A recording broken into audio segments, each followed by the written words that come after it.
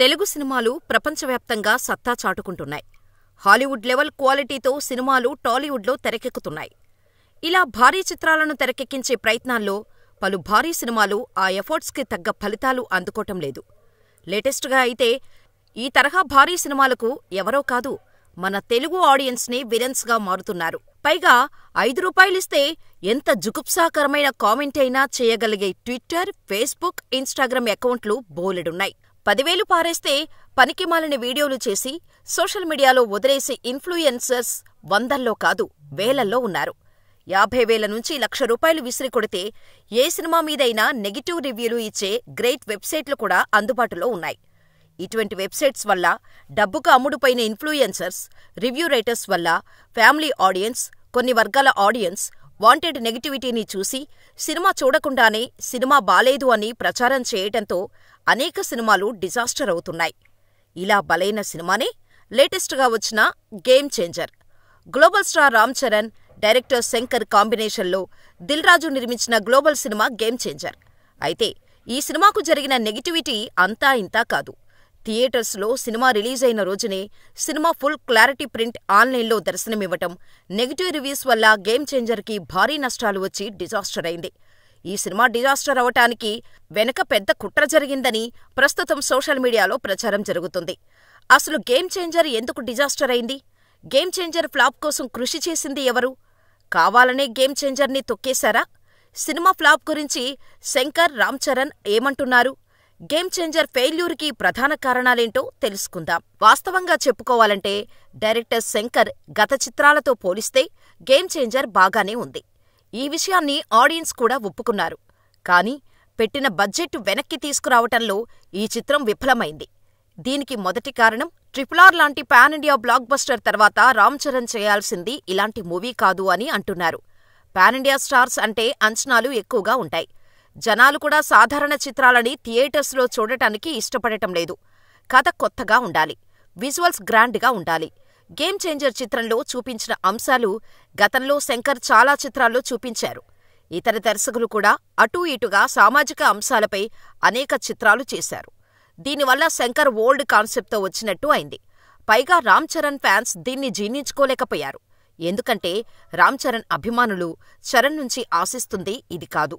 Grand విజువల్స్తో pan India appeal ఉండే సరికొత్త చిత్రం. ఇక్కడే సినిమాకు పెద్ద దెబ్బ తగిలింది. దీనికి తోడు గేమ్ చేంజర్ సినిమాను పబ్లిసిటీ చేయకుండా నిర్మాత దిల్ రాజు ఉండటం కూడా ఓ కారణం.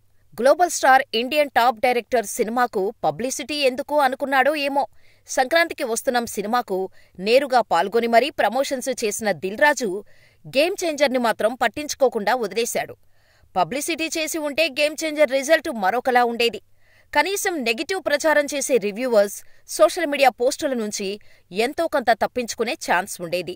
దీనికి తోడు ఈ సినిమాకి టాక్ లేకుండా కేవలం ఆన్లైన్ ప్రచారంతోనే భారీ ఎత్తున కుట్ర జరగటం, రిలీజ్ రోజే ఫుల్ క్లారిటీ కలిగిన ప్రింట్ లీక్ చేసి గేమ్ చేంజర్ని టార్గెట్ చేయటంలో కొందరు సక్సెస్ అయ్యారు. ఇలా థియేటర్స్లోకి ఎవరినీ రానివ్వకుండా చేశారు. ఇలా సినిమాకు డిజాస్టర్ టాక్ రానప్పటికీ సినిమాను ఆ దిశగా తీసుకెళ్లారు. ఇక్కడ అసలైన షాకింగ్ విషయమేంటంటే ఇలా గేమ్ చేంజర్ని డిజాస్టర్ చేయటానికి 4 కోట్లు ఖర్చు చేశారట. ఆ 4 కోట్లు ఖర్చు చేసిందెవరు? అంటే ఒక వ్యక్తి కాదట. కొందరు ఓ సిండికేటుగా ఏర్పడి వ్యక్తిగత అక్కసుతో విడివిడిగా గేమ్ చేంజర్ మీద దాడి చేసి 4 కోట్లు ఖర్చు పెట్టారనే ప్రచారం సోషల్ మీడియాలో జరుగుతుంది. ఇది కాకుండా రాజకీయ కోణంలో, కులం కోణంలో గేమ్ చేంజర్ మీద చిమ్మిన విషాన్ని డబ్బుల్లో లెక్కేస్తే అది ఇంకో 5-6 కోట్ల రూపాయలపైనే ఉండొచ్చన్నది ఓ అంచనా కూడా సోషల్ మీడియాలో ట్రెండ్ అవుతుంది. ఈ చిత్రానికి దిల్ రాజు తన కెరీర్లోనే ఏ సినిమాకీ పెట్టని రేంజ్ భారీ బడ్జెట్, 400 కోట్లకు పైగా బడ్జెట్తో తెరకెక్కించాడు. ఇలాంటి సినిమాను కేవలం 4 కోట్ల ఖర్చుతో చంపేశారు అంటూ కొత్త ట్విస్ట్ ఇప్పుడు బయటకు రావటం అందరూ షాక్ అవుతున్నారు.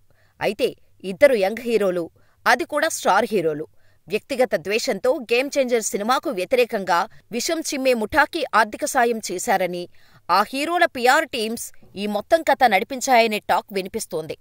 ఆ హీరోలు ఎవరన్నది మీకు తెలిస్తే మాకు కామెంట్ చేయండి. దీనికి తోడు మేకర్స్ తమ సినిమా పట్ల కుట్ర జరిగింది అని స్వయంగా స్పందించటం, సంగీత దర్శకుడు తమన్ కూడా తమ సినిమాకు పాటలు లీక్ చేసిన వారితోనే సినిమా మొత్తం వర్క్ చేయాల్సి వస్తుంది అని ఒకదానిని మించి ఒకటి ట్విస్టు బయటకు రావటం, సినిమాపై దర్శకుడు శంకర్ చేసిన కామెంట్స్ వైరల్ అవుతున్నాయి. శంకర్ చేసిన కామెంట్స్తో మెగా ఫ్యాన్స్ శంకర్పై ఫైర్ అవుతున్నారు. అసలు శంకర్ చేసిన కామెంట్స్ ఏంటో చూద్దాం. గేమ్ చేంజర్ అవుట్పుట్తో నేను సంతృప్తిగా లేను. నేను అనుకున్న దాని ప్రకారం ఈ సినిమా నిడివి 5 గంటల వరకు ఉండాలి. సమయాభావం వల్ల కొన్ని సీన్స్ కట్ చేయాల్సి వచ్చింది. దీంతో కథ అనుకున్న విధంగా రాలేదు.